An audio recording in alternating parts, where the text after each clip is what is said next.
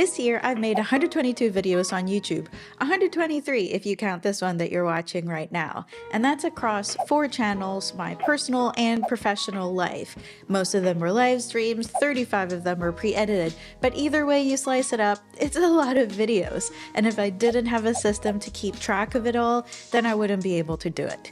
In this video, I'm going to show you how I plan and produce videos in Obsidian, and also how you can set something similar up for yourself. We're going to be switching back and forth between this vault, which is my personal vault that I work out of on a daily basis, and this vault, which is a Patreon-only vault. I thought it would be cool to recreate my entire setup on the Patreon vault. If you are on my Patreon, then you're just going to be able to get this for free. Otherwise, you can keep watching and I'm going to show you how to do it anyway. Now, the first part of making a video really is figuring out what to make a video about.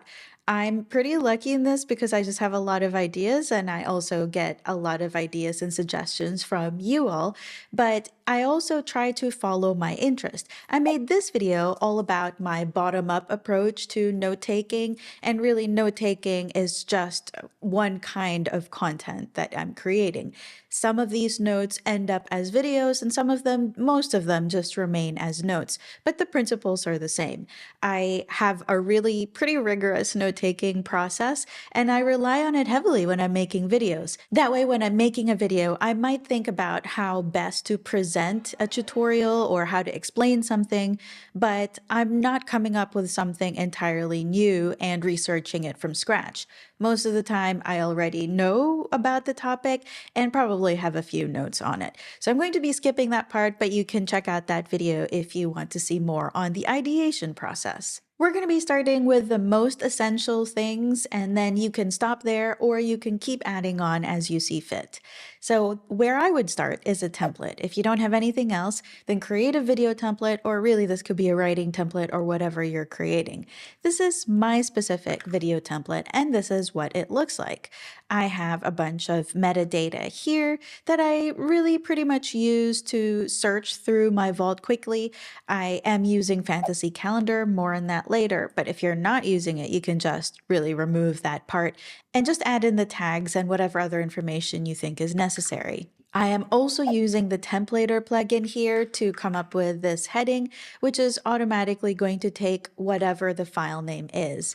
I'm also embedding an iframe here, and I do know that you can use the typical link syntax like this for YouTube videos, but I do a lot of live streams and shorts, and this embed format doesn't really work too well with shorts or live streams, so I just have stuck to mostly using the iframe, and I would go and change this one once I have that ID of the video from YouTube. I also like to have a related inline Dataview field here where I would put things like the plugins that I used, or if I had a guest on the show, then I would put their name on it. And from here on out, it's pretty much a checklist of everything that I need to do to get a video done. So I separate it into pre-production and post-production.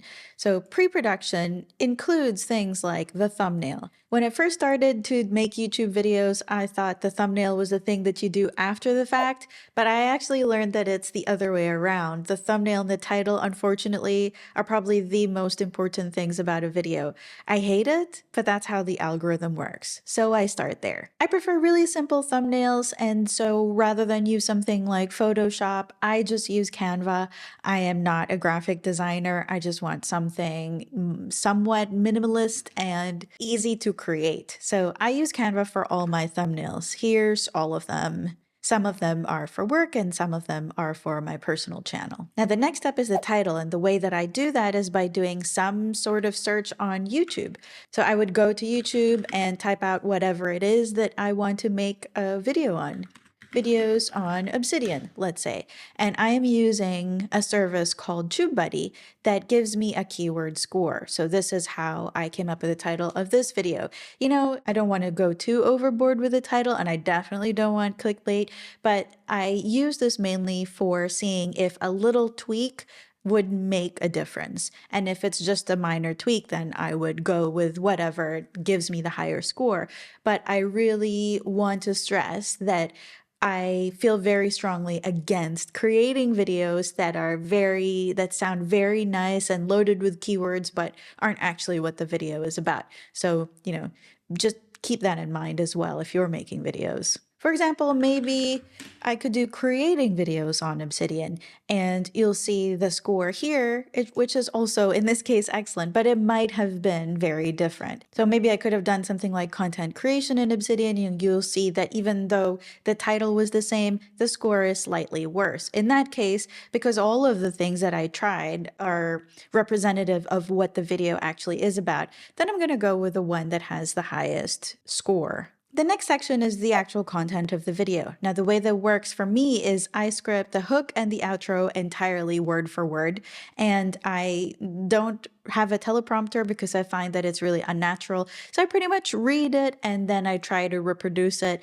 I don't have to memorize it, and I allow room for me to ad-lib on the fly, but I do like to think about it beforehand. And that's because the hook and the outro are the most important parts of the video. And the structure is the entire middle bit of the video, the bulk of the video, where I'm just going based on bullet points. So let me show you what that actually looks like for this video. In the hook section, here are the few sentences that I decided I would say. I think I said something pretty close to that in this video. And then I have these bullet points for the structure and then a short outro. I typically don't like to have very many bullet points either. And that's because it's just really difficult and it feels robotic to read something off of the screen. So I like to have them just to remind myself of what I'm going to talk about, but I let myself ramble and edit that part out later. I'll typically start to film after I have these, and then depending on what I said, because there's a great deal of improv while I'm filming, I might add the videos and resources. Now, on this channel, I want to say I was editing the first 70 videos, and after I started creating more videos on other channels, I realized it just wasn't sustainable, and I don't enjoy editing as much as other people. Luckily, I do have a friend named Eve who edits my videos now for me. He and I get along very well, and at this point in the process, I would then upload my videos to Dropbox and let him know that there's a new video to edit.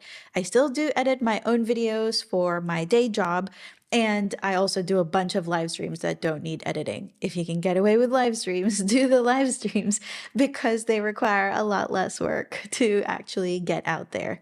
After he edits my videos, he uploads them to a service called frame.io, which is an Adobe product, and I really like it.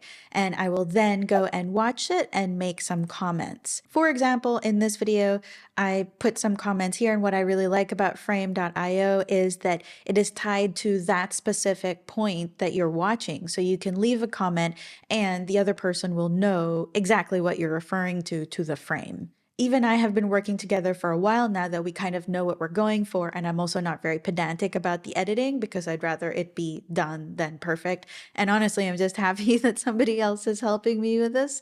So usually there aren't too many back and forths. I might have one comment, he might adjust something minor, re-render it, and then upload it to Dropbox. At that point, I download it, and I'm the one that uploads it to YouTube. And that's where we get into the post-production part of it for me. During post-production, I would then go through the video and put in the card. So anytime I say, oh, check out this video, and I point up here, then I have to put a little card on YouTube at that particular timestamp. I would usually then leave a comment on the video that I pin, and that's for any information that people always ask, like, what plugin was that? Or what theme did you use? I try to put all of the relevant information in the pinned comment. So it's just top of mind even for people who don't go into the video description. I then use a service called Rev to do all the captions. Captions are important to me, even though Google does the automatic captions for free. I actually pay for human captions just because I think it adds a lot to the quality of life of people that are watching my videos. And it also makes it easier to translate. I really get annoyed with bad translations. So I pay for the human captions, and then I also use this to timestamp the video myself. So rather than watching everything, which I've already done several times at this point, then I would also use the captions to come up with the chapter chapters for the video so that people can skip around. I'll also edit them at this point and then hit upload to YouTube when I'm done. I also like putting the captions here after the fact so that if I ever want to look back at the video, I can still scrub quickly through the video using the timestamps without having to leave Obsidian. I then have a checklist here of things that I just don't want to forget. So part of them is the captions, and then I would upload the thumbnail to YouTube. There's also the whole part about optimizing for the description, adding end screens and cards, and then adding the timestamps that I have here to YouTube, checking the monetization settings, making sure the pinned comment is up there. And then I try to post previews of my videos on Patreon. I don't always make it because I don't always have the time to, but that's the idea. And then I schedule them to go live on YouTube, make sure they're added to the playlist. And then I also make sure to promote it on Mastodon. And recently I've been doing LinkedIn. And all of this stuff is actually stuff that happens after the video is already published. And these things are to make it easier for me to remember what I've done and to be able to build on the videos that I've created for something else. Now on the Patreon Vault, I have this template for a typical video, but I also create different types of videos. So for example, I do a live stream called Grafana Office Hours, and that is slightly different because it is a live stream, and I don't do the planning here because I do it collaboratively with my coworkers in another repository. So I would take the Obsidian link, the internal URL to that repository, which I do look at in Obsidian, even though it is hosted on GitHub, and I put the link here. And then I have a whole different checklist for things that I go through because that is an entirely different channel. And there's also a little bit more to spell out since I might not be the only person that is doing this live stream. One of the idiosyncrasies to my personal filming process is that sometimes in the middle of a video like this, I move from Portugal to the Netherlands, and that's why I have a whole different scenery, and it's also a different day. But my process for creating videos is something that has evolved over time. And there's got to be some way to track it. As you can see, there are multiple steps. And I've tried a bunch of different ways to track this. I did at one point try the Obsidian Projects plugin. I've also tried like database folder and tasks. And you know what? What works for me is still just the Kanban plugin, which is actually what I started with. If you're not familiar with Kanban, it is a work methodology that was designed by Toyota as a way of looking at work as something that moves through an assembly line. And every stop or column is a part of the process. So I'm going to show you what that looks like in Obsidian. Back in the Patreon Vault, I already have a folder here that has content. So what I'm going to do is I want to create a Kanban board here. So I'm going to right click on that and click New Kanban Board using the Kanban plugin.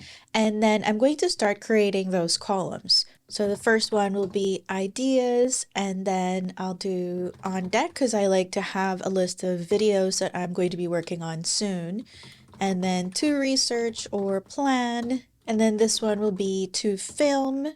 And then one will be in editing, prepping, previewing because Patreons get the videos first. And then finally published. And then I'm going to put processed here, and that's the thing that will mark these cards as complete. I'm going to call this video content board. Now that we've got our board and all of these empty columns, we're going to look at creating the card. But before we do that, we need to specify here in the settings for this video content board which template it's going to use. So I'm going to do a video template. This is the template that I am going to be working on. And then the note folder, I want it to go under content. So every video is going to be just in this folder. There's a bunch of other options here, but I'm just going to use the default settings. What that does is now when I go here and I create a card anywhere, let's say this is my new video, I can go here and click new note from card, and that's going to take that card and create a note. And you'll see that this note, if you look down here, is already going to the content folder. So we can see that here, this is my new video, and it automatically applied the entire template. So when that video is past the ideation phase, then I can put it on deck and I can move it to any column that I want. This process for creating videos has changed only slightly for me in the last year, and I'm pretty comfortable with how I'm doing things, but it wasn't always that way. The sponsor of this video is Skillshare. Now, I'm pretty strict about requirements for sponsorships, so you can check that out in my ethics statement here, but I've actually been using Skillshare for 2 years now out of my own pocket, and so I said yes when they asked. I also mentioned them for free in a video last year too. I took a lot of classes on how to create videos on YouTube, but I actually took my first ever class on it on Skillshare about 2 and a bit years ago. The way that it works is you pay them a monthly subscription, but then you can take as many classes as you want. So kind of like Netflix for your brain, and I'm on it a lot more these days than on Netflix. Skillshare has everything you need to go from passion to paycheck or to seed your side hustle. So whether you're trying to get your own email newsletter started, which I am, or you're trying to use AI tools to increase your productivity, or maybe you're also trying to make videos on Obsidian, Skillshare's got you covered. Skillshare also has these things called learning paths, which are kind of like handpicked classes that are meant to be taken in a certain sequence, and they build on each other so the lessons are reinforced.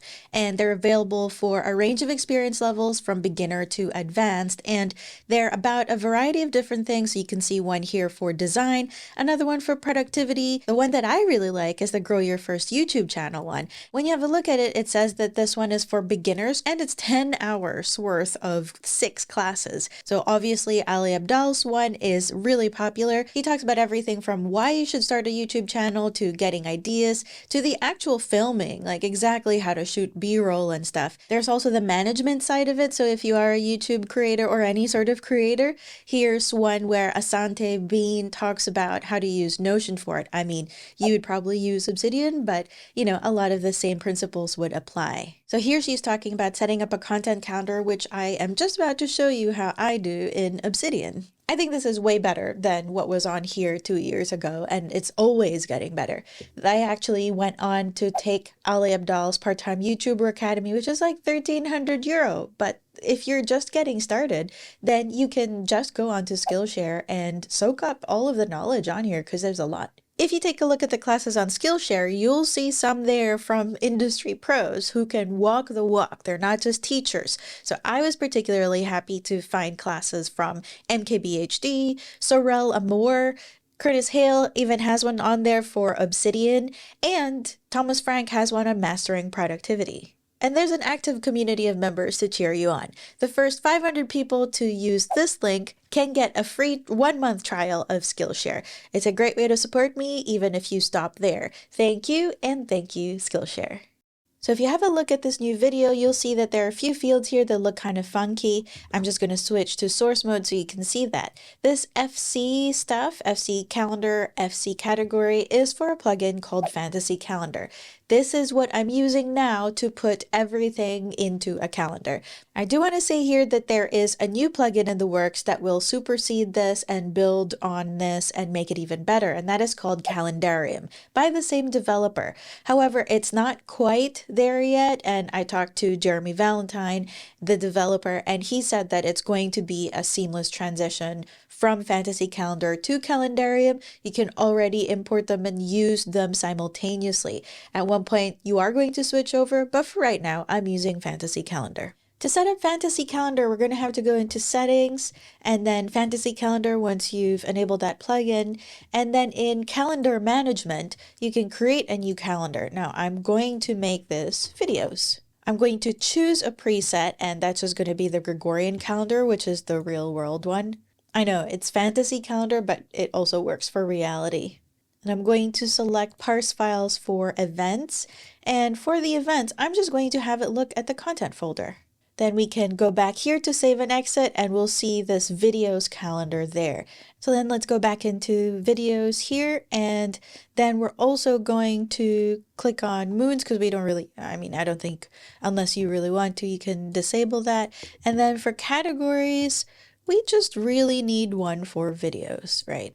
So I'm just going to replace this one with videos. That way we can set the categories here. Maybe this one can be like live streams or something like that. And then go here to save the calendar, go back here, And on the new video page, we'll make sure that the FC calendar is set to videos and the category as well. And then we can put the date in. So I'm going to say that I want this on January 11th. And then I'm also going to put that here. And the only reason that I'm putting this one is so just in case in the future, if I don't want to use this or change the plugin, then I also have the date all on one line as a single property. So that is what this looks like. Now, I'm going to open this up and then use the command pane, Command P or Control P to access the command pane. And then I'm going to open the large fantasy calendar. And I open that up. You can see there's the new video there. And then if I hold down the command key and then click on it, it'll open up that video again. Now let's go back to my personal vault for a second so that I can show you what else I do to be able to look at all of these cards of videos on the Kanban board. I have a video database note that only consists of a Dataview query that looks like this. It's looking for cards and videos that are in a certain folder. And this is what that looks like. Of course, with Dataview, you can change any of these columns by just adjusting the query. This is a really good way of just seeing all the videos that I've created in one place. Or if I want to, I can break it apart by tags or date or whether they've been published or not. You might have seen that on my Patreon vault, I have another column after published, which is processed. And that's because I'm trying to also reprocess my videos back into my own vault. So for example, on my note for Obsidian Dataview, I do have already some of my own videos that I've embedded within that note. So I'm trying to have all of the videos also come back into the note so that they're referring to each other. In this way, I'm hoping to have a note of all of the things that I'm interested in, and then also have the videos there so that if you want to have a look at my public vault, then you can go and search for a plugin, for example, and then see from there what videos I've created on it.